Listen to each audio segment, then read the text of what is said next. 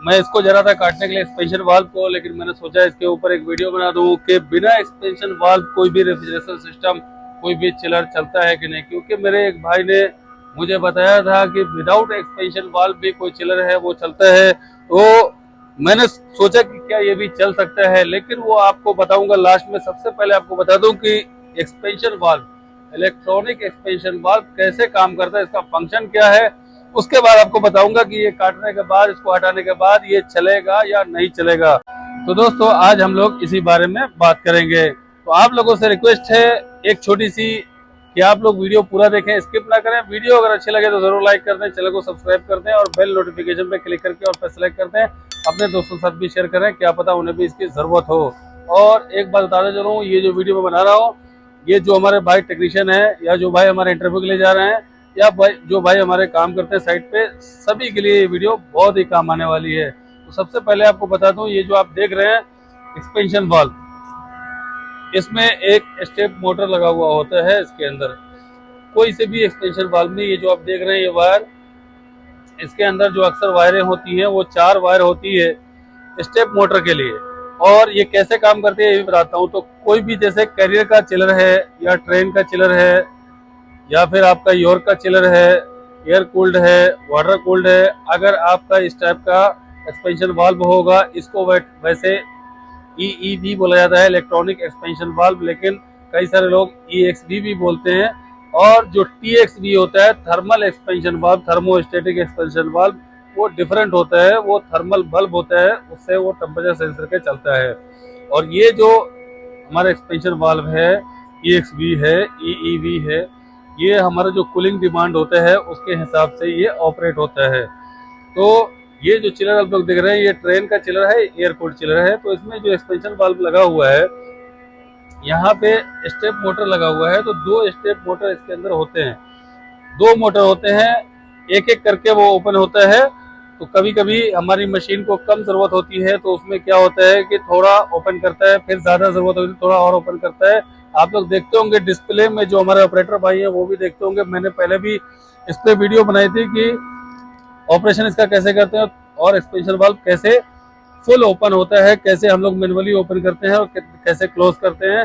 तो वो वीडियो भी मैं डिस्क्रिप्शन में लिंक डाल दूंगा, आप लोग वहां से जाके देख सकते हैं। तो ये जो एक्सपेंशन वाल्व है, एक्सपेंशन वाल्व हमारा स्टेप काम करता है, स्टेप बाय स्टेप, मतलब स्टेप स्टेप ऊपर जाता है और ओपन होता है, क्लोज होता है।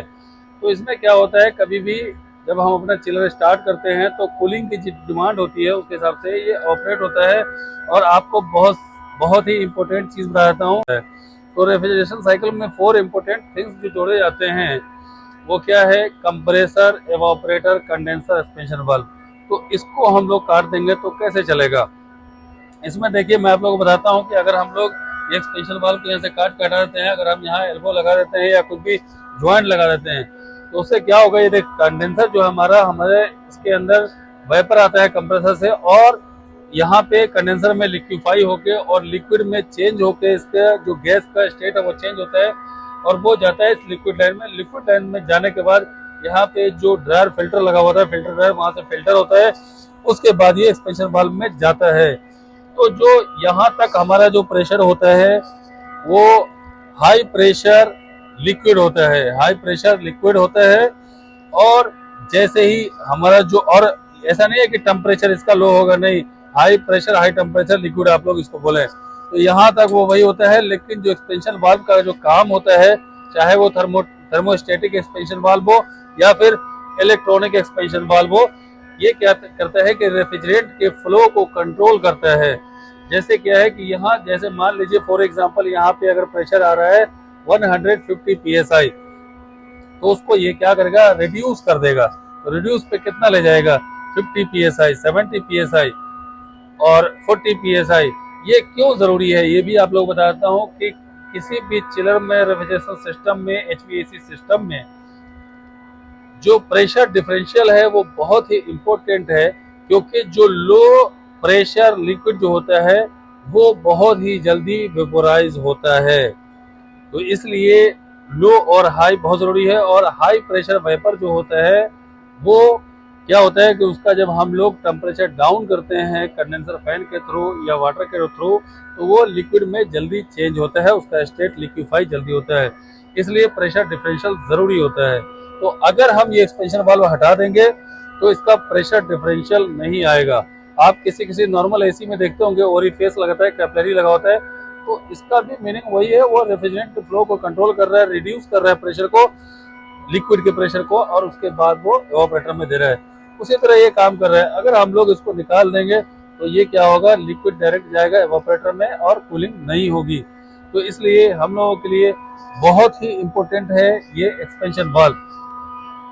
कूलिंग नहीं होगी, लिक्विड डायरेक्ट जाएगा, बाद में क्या होगा, कंप्रेसर में आपका लिक्विड वापस आएगा। सबसे पहले तो वो लिक्विड ही नहीं बनेगा, क्योंकि जब जब कंडेंसर में हाई प्रेशर राइज नहीं होगा, प्रेशर जो हमारा गैस होता है कंप्रेसर होने के बाद कंप्रेसर जब देता है, वहाँ पे जो हाई प्रेशर और हाई टेम्परेचर को जो लिक्विड में फेज में चेंज किया जाता है कंडेंसिंग के थ्रू, तो कंडेंसेशन ही नहीं होगा तो इसमें लिक्विड आएगा कहाँ से? तो सिस्टम आपका फेलियर हो जाएगा, खराब हो जाएगा, कुछ भी नहीं चलेगा।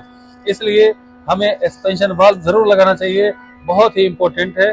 तो आप लोग अगर कहीं पे भी देखें इलेक्ट्रॉनिक एक्सपेंशन वाल्व, तो आप लोग समझ लेंगे कि ये स्टेप मोटर है, इसके अंदर किसी में भी किसी भी तरह का हो सकता है, हर कंपनी का अलग अलग है, लेकिन अक्सर 4 वायर होते हैं जो 2 मोटर के होते हैं। स्टेप मोटर उसको बोला जाता है। एक मोटर का अलग वायर होगा जो ठंडा गर्म जिसको बोलते हैं, वो डीसी वोल्ट में आता है, और जो दूसरे मोटर का वायर होगा वो अलग होगा। तो उम्मीद करता हूँ आप लोगों को ये वीडियो अच्छी लगी होगी। वीडियो कैसी लगी कमेंट कर जरूर बताएं, और वीडियो अगर अच्छी लगी हो तो जरूर लाइक कर दें, चैनल को सब्सक्राइब कर दें, और बेल नोटिफिकेशन पे क्लिक करके ऑल पे सेलेक्ट कर दें। अपने दोस्तों के साथ भी शेयर करें, क्या पता उन्हें भी इसकी ज़रूरत हो। और अगर आप लोगों के पास कोई और क्वेश्चन होगा जो आप लोगों को सॉल्व करने में प्रॉब्लम हो रही हो, तो कमेंट कर जरूर बताएं। मैं हमेशा कोशिश करता हूँ कि आप लोगों के जो कमेंट है उस पर वीडियो बना। तो चलिए दोस्तों, जल्दी मिलता हूँ नेक्स्ट वीडियो में। Thank you very much for watching my video. Bye bye.